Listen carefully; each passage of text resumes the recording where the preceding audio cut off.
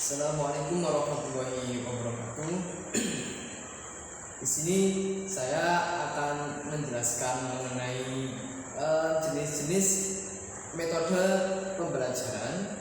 Namun pada kali ini jenis-jenis metode pembelajaran khususnya untuk anak-anak yang masih menginjak di bangku kelas sekolah dasar. Nah, sering sekali guru-guru itu tidak sedikit mengeluhkan permasalahan mengenai metode apa yang pas, metode apa yang cocok yang digunakan untuk proses pembelajaran, sehingga anak itu memang secara tidak langsung cepat dalam menanggapi suatu proses pembelajaran yang kita transfer. Sedikit guru biasanya mengeluhkan akan masalah tersebut. Namun setidaknya dari beberapa jenis-jenis metode tersebut, saya akan mencoba untuk menyebutkan langsung saja mengenai jenis-jenis metode pembelajaran khususnya untuk anak yang masih menginjak di bangku sekolah dasar, yaitu ada yang dinamakan metode ceramah, terus ada juga metode tanya jawab, metode diskusi, metode pemberian tugas, metode simulasi, dan juga metode demonstrasi. Nah, nantinya dari setiap metode tersebut tentu memiliki harapan yang berbeda-beda. Harapan yang pasti adalah dengan adanya metode-metode tersebut adalah untuk mempercepat proses transfer ilmu, proses transfer mata pelajaran kepada peserta didik, sehingga pekerja atau pekerja pendidik itu dapat dengan mudah menyampaikan materi. Langsung saja yang pertama adalah metode ceramah. Sering sekali metode ceramah itu tanpa kita ketahui, metode ceramah itu sering sekali kita praktekkan, sering sekali kita lihat pada pertemuan-pertemuan entah itu di sekolah atau juga les privat atau yang lain sebagainya. Karena memang metode ceramah ini suatu metode yang sangat mudah, yang mana inti dari metode ceramah ini merupakan cara mengimplementasikan materi pelajaran secara lisan kepada sekelompok peserta didik. Jadi bisa disimpulkan bahwa pengertian metode ceramah itu merupakan cara guru untuk menyampaikan atau menjelaskan materi ajar secara lisan kepada siswa serta secara langsung. Jadi adanya metode ceramah itu suatu metode yang tidak menggunakan alat peraga, tapi lebih mengedepankan materi ajar secara lisan kepada siswa secara langsung. Jadi penerapannya secara langsung itu dinamakan metode ceramah. Jadi kesimpulan dari tujuan sebenarnya dari metode ceramah ini untuk meningkatkan daya ingat serta daya konsentrasi siswa, sehingga dapat menyimpulkan dari materi yang sudah didapat dari guru-guru. Metode ceramah ini memang sangat sederhana dan sifatnya. Kenapa? Karena menggunakan media apapun yang pastinya metode ini hanya menggunakan tutur kata atau ucapan yang bisa dilakukan oleh guru. Dan menggunakan tutur kata atau ucapan yang bisa dilakukan oleh guru yang sekiranya ucapan tersebut dapat menambah wawasan keilmuan daripada peserta didik.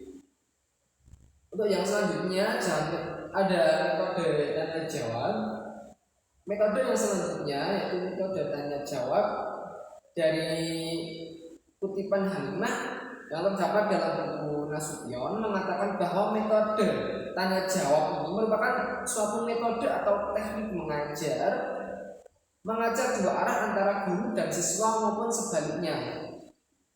Kemudian menurut pendapat dari Rusdiana dalam bukunya mengatakan bahwa metode tanya jawab ini adalah cara penyajian pelajaran dengan memberikan pertanyaan dalam bentuk pertanyaan-pertanyaan yang dilemparkan kepada peserta didik. Jadi dalam metode tanya jawab ini adalah acara guru menyajikan pembelajaran dalam bentuk pertanyaan yang dilakukan oleh guru kepada peserta didik maupun sebaliknya. Jadi pada metode yang kedua, metode tanya jawab ini, peserta didik ataupun tenaga pendidik, guru, boleh memberikan suatu pertanyaan mengenai sebuah mata pelajaran yang sedang dipelajarinya. Misalnya pelajaran mengenai ilmu pengetahuan alam, bagaimana kata bernafas di dalam air, contohnya seperti itu. Lalu ketika terdapat peserta didik bertanya, maka guru harus bisa menyanggah, oh, cara kata bernafas di dalam air itu dengan seperti ini, dengan seperti ini, dan yang lain sebagainya. Begitu pula dengan contoh atau sampel yang lain. Nah, tujuan dari metode tanya jawab ini yang untuk melatih peserta didik untuk berpikir dan berbicara secara sistematis, karena secara tidak langsung metode tanya jawab menggunakan suatu pola pikir yang tajam. Dalam artian peserta didik memang harus mengetahui jawaban apa yang harus dijawabnya, sehingga bisa membantu teman yang semisal belum paham akan pembahasan tersebut, maka teman tersebut bisa dibantu oleh pemahaman daripada siswa yang menjawab tersebut. Yang selanjutnya ada metode diskusi. Ada pun metode diskusi yaitu suatu metode yang bekerja secara bersama-sama untuk mengumpulkan pendapat atau membuat kesimpulan yang disertai dengan menyiapkan alternatif atau jawaban untuk memecahkan suatu permasalahan. Jadi dalam konteks metode diskusi ini, peserta didik dan guru harus bekerja sama. Guru menyiapkan suatu pokok masalah, dan selanjutnya masalah tersebut diberikan kepada siswa, kepada peserta didik, yang bertujuan agar peserta didik itu dapat menyelesaikan dan dapat memecahkan permasalahan yang diberikan oleh gurunya. Nah, melalui apa? Tentunya dengan melalui diskusi antar kelompok ataupun diskusi antar murid, antar peserta didik boleh. Jadi nanti guru menyiapkan suatu pokok permasalahan, selanjutnya bisa didiskusikan bersama-sama satu kelompok atau beberapa kelompok. Nah, tujuan dari metode ini untuk memecahkan suatu permasalahan yang diberikan kepada siswa melalui suatu metode. Jadi ketika ada masalah, namun dalam masalah proses pembelajaran ya, dalam teks lingkup mata pelajaran, ketika terdapat permasalahan misalnya matematika, terkadang tidak sedikit anak merasa, wah Pak saya bingung, ini saya gimana gitu kan. Nah, maka dari itu penting sekali jika metode diskusi ini diterapkan ketika terdapat beberapa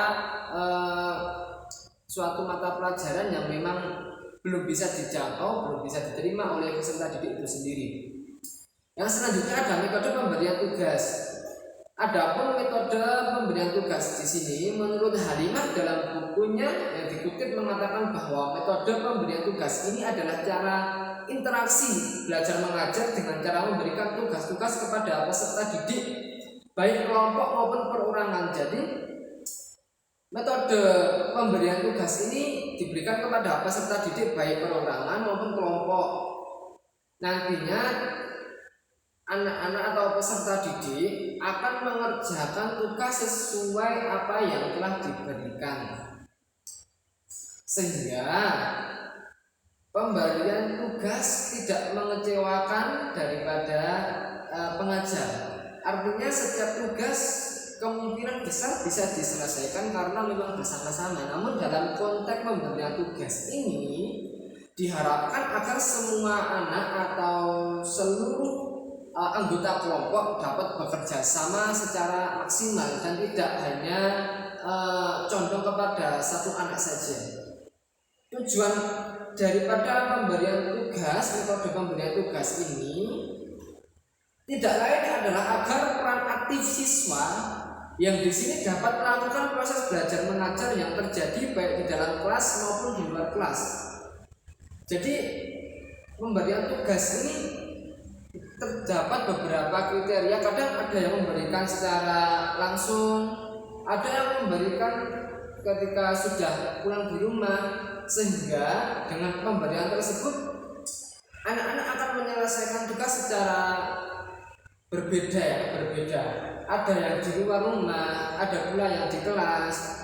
Nah, misal saja yang berada di outdoor atau luar lingkungan sekolah, siswa akan dominan aktif karena dia akan mengenal banyak lingkungan, banyak hal apa saja yang terjadi di lingkungan luar selain ada di sekolah, kan seperti itu. Yang selanjutnya adalah metode demonstrasi. Adapun metode demonstrasi menurut pendapat Winata Putra dalam buku Nasution mengatakan bahwa metode demonstrasi yaitu metode yang menyajikan pelajaran dengan mempertunjukkan objek secara langsung atau kegiatan. Jadi terdapat suatu praktek, misal bahan praktek mengetahui jenis akar, misalnya ada akar serabut, ada juga akar tunggal. Kalau untuk akar serabut biasanya terdapat pada pada tumbuhan padi, sedangkan akar tunggal biasa terdapat pada pohon-pohon besar seperti pohon sukun, pohon kelapa termasuk serabut, pohon mangga, pohon apel, dan pohon yang lain sebagainya. Misal saja kita mengambil sampel jenis akar serabut, maka dengan metode demonstrasi ini guru menyiapkan satu tumbuhan atau beberapa helai tumbuhan yang dalam satu tumbuhan ini terdapat akar serabut, misal dari padi itu.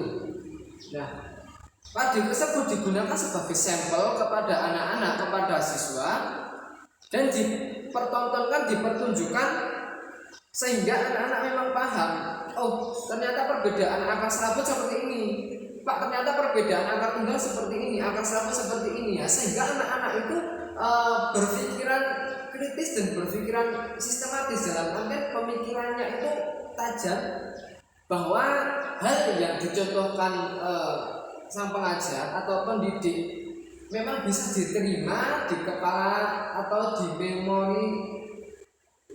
memori siswa tersebut, ya, memori siswa tersebut, sehingga dengan tersimpannya memori akan mata pelajaran tersebut secara tidak langsung akan tersimpan lama, karena anak-anak itu dominan lebih cepat dan tanggap ketika melihat objek yang diamatinya itu di depan mata ketimbang objek yang diamatinya itu hanya sebatas gambaran saja. Nah, itu anak-anak akan lebih cepat menangkap objek yang ada di depan mata sekaligus, sekalipun itu adalah objek yang sulit. Ya, tujuan daripada metode ini untuk melatih peserta didik mengkonkretkan informasi yang bersifat abstrak dan mengembangkan kemampuan pengamatannya. Jadi dengan misal terdapat tumbuhan padi seperti ini kurang lebihnya. Ini yang padi. Nah, misal bayangkan saja ini adalah padi dan ini memiliki akar serabut seperti ini. Ketika anak melihat tumbuhan yang memiliki akar serabut, maka anak-anak akan condong, Pak, ternyata bentuknya seperti itu, ternyata bentuknya seperti itu. Nah, hal tersebut tentunya akan mengembangkan kemampuan pengamatannya, sehingga anak-anak itu bisa menjabarkan dan bisa memperluas wawasannya mengenai akar serabut tersebut. Nah, itu merupakan salah satu fungsi daripada metode demonstrasi. Yang selanjutnya ada metode eksperimen. Selanjutnya metode eksperimen yaitu metode yang mencakup melalui media praktek, yaitu dengan cara menyajikan pelajaran dengan menugaskan peserta didik untuk melakukan suatu kegiatan percobaan sehingga para murid atau peserta didik itu dapat mengalaminya sendiri terhadap sesuatu hal yang dipelajarinya. Misal kita mengambil sampel, anak-anak coba kalian jadikan satu antara air dengan minyak. Tentunya kan air dengan minyak tidak bisa menjadi satu. Nah, secara tidak langsung kita bisa mengambil hasil eksperimen bahwa air dan minyak memang tidak bisa bercampur. Nah, dari hal itu tugas peserta didik yang selanjutnya ketika mengadakan eksperimen itu adalah mencatat hal-hal yang terjadi ketika eksperimen itu dilakukan. Nah, ketika eksperimen itu dilakukan, catatlah hal-hal yang terjadi. Misal, oh Pak, ini ada faktor lain enggak? Misal, airnya ketika air yang sudah matang bisa menjadi satu atau tidak, atau air ini kotor bisa menjadi satu, atau ketika tercampur dengan garam bisa menjadi satu dengan minyak atau tidak.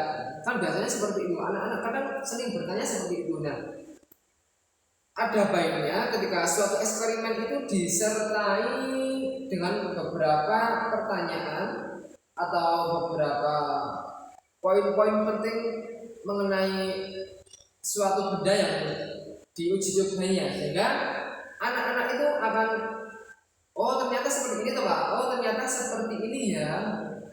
Iya Pak, saya paham kan seperti itu pada biasanya. Nah, menurut Winata Putra, pengertian terkait dengan metode eksperimen ini bahwa dalam penyajiannya itu memberikan penugasan kepada siswa untuk melakukan suatu percobaan sehingga siswa itu dapat melakukan sendiri. Ketika air dan minyak dicampurkan, anak-anak akan paham dan bisa membedakan warna, membedakan rasa dan juga bau ketika memang suatu proses praktek itu bisa menyebabkan hal yang sedemikian rupa. Oh Pak, warnanya berbeda. Oh Pak, antara air dengan minyak itu kok tidak bisa bernyatu? Memang iya, ini buktinya seperti itu. Secara tidak langsung anak-anak itu akan paham karena memang dia mengamati apa yang dia uji coba, apa yang dia lakukan. Dari hal tersebut, tentunya proses penyimpanan ilmu di memori otak mereka akan semakin lama, sehingga ketika otak mereka memiliki penyimpanan ilmu yang bagus, penyimpanan ilmu yang baik, maka tentunya akan mudah mengingat ketika ada eksperimen yang lain karena memang sudah pernah merasakan atau memang sudah mencoba hal yang sedemikian pula. Demikianlah beberapa metode yang coba saya jabarkan pada video kali ini, yaitu mengenai jenis-jenis metode pembelajaran ya, khususnya untuk peserta didik yang masih duduk di bangku sekolah dasar. Untuk jenis metode yang lain bisa dikembangkan sendiri sesuai dengan pola pikir pendidik dan juga yang digabungkan dengan karakter anak pada zaman sekarang, sehingga memang transfer ilmu mudah dipahami dan mudah diingat. Sekian dari saya. Apabila ada tutur kata salah, saya minta maaf yang sebesar-besarnya. Mohon maaf bila Assalamualaikum warahmatullahi wabarakatuh.